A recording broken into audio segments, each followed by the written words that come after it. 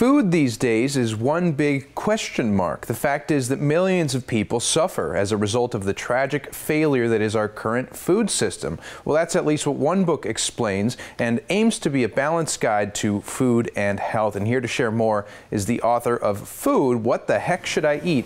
Dr. Mark Hyman. Doc, thanks so much for joining us. Of course, Alex. Happy to be here. So that's pretty strong language I use to describe our food system, but that's what your book states and that's what you think. What is the problem with our food?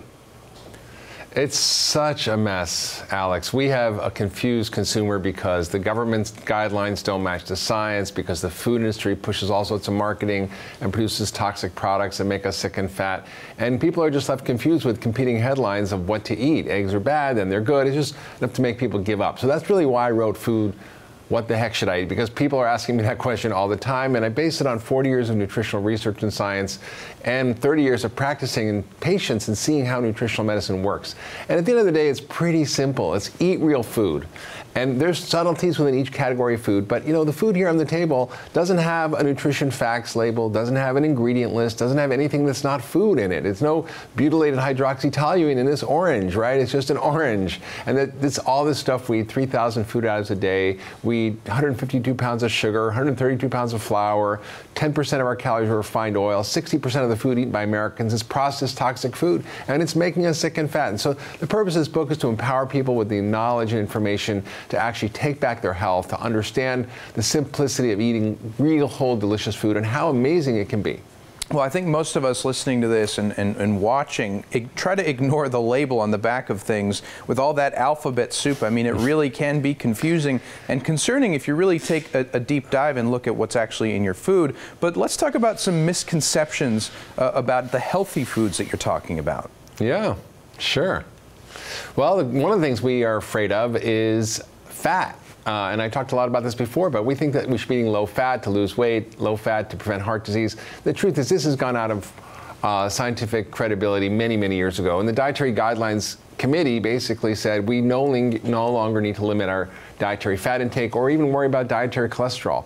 And that's why, you know, we need to rethink our whole approach. Even saturated fat we thought was bad and butter was bad, but it turns out it's not so bad. And so meat is another great example of where people are confused. We think we should all be not eating meat.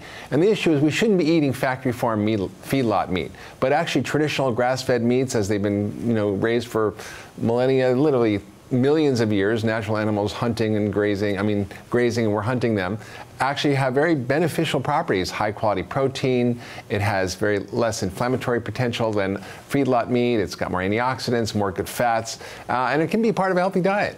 What you're describing here is a real food diet, which would you say puts a nail in the coffin of certain fad diets? Yeah, I mean, you know, I call it the pegan diet. Now, we don't need another diet, but it was kind of a joke and a spoof on the extremes of paleo and vegan. And I said to myself, what do these things have in common? They all have in common that we should be eating lots of plant foods, that we should be eating low sugar, that we should be eating a lot of good fats, that we shouldn't eat processed foods, that we shouldn't have 3,000 additives, we shouldn't be eating hormones, antibiotics, and pesticides, that we should be eating lots of whole grains and beans and nuts and seeds and just real food, that we shouldn't be eating things that are not as close to nature as they should be. Well, it's going to be a great guide for people to know which foods to choose, to have make informed decisions about what they're putting in their body. So before I let you go, where can they get the book? They can get the book. They can go to foodthebook.com and all sorts of free resources, as well as Amazon, Barnes & Noble's, or local bookstore. And it's really designed for anybody who eats. If you eat and you're a human being, this book probably will help you figure out what the heck you should eat. Dr. Mark Hyman, thank you so much for your time. You make a lot of sense. Thanks for joining us. And stay right where you are. We'll be right back.